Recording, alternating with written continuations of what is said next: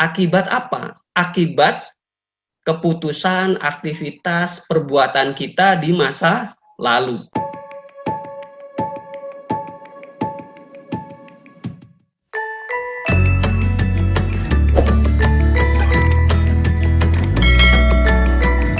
Kita sudah mulai masuk pada filosofi risiko dan manajemen risiko.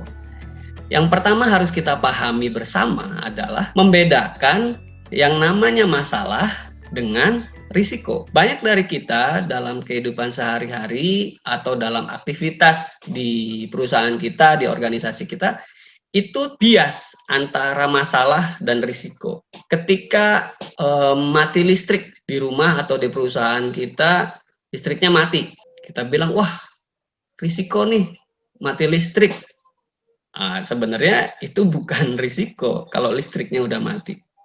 Itu masalah yang harus kita selesaikan. Manajemen masalah namanya.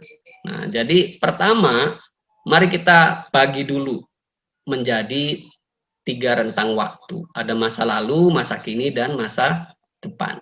Nah, yang namanya masalah itu sebenarnya terjadi di saat ini, di masa ini. Apa yang terjadi? Risiko. Risiko yang terjadi saat ini, atau kita sering sebutnya risk event, itulah yang namanya masalah. Risiko yang terjadi. Risiko yang sudah aktual, itu namanya masalah.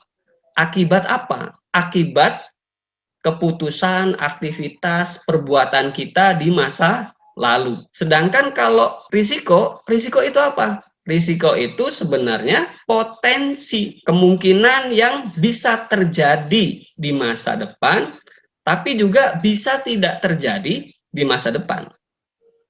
Jadi kalau masalah itu adalah risiko yang sudah aktual, sudah terjadi, sedangkan risiko sendiri adalah potensi yang kita belum tahu ke depan itu bakalan terjadi atau enggak. Nah, makanya nanti beda mana yang namanya manajemen masalah dan mana yang namanya manajemen risiko. Manajemen masalah adalah tindakan kita untuk memperbaiki risiko yang terjadi saat ini. Tapi yang namanya manajemen risiko adalah tindakan-tindakan preventif kita supaya potensi risiko itu tidak terjadi di masa depan. Atau supaya ketika potensi risiko itu terjadi, kita sudah siap. Sehingga tidak ada lagi terkaget-kaget. Waduh, kok ini bisa kejadian ya? Gitu. Tidak ada lagi yang seperti itu. Kenapa?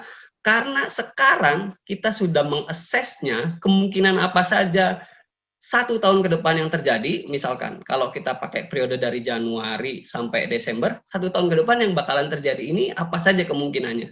Kita sudah mengaksesnya duluan, mempersiapkan dulu kontrol yang sifatnya preventif, tindakan pencegahan. Nah, sehingga kita bisa lebih nyaman untuk mencapai tujuan yang mau kita capai.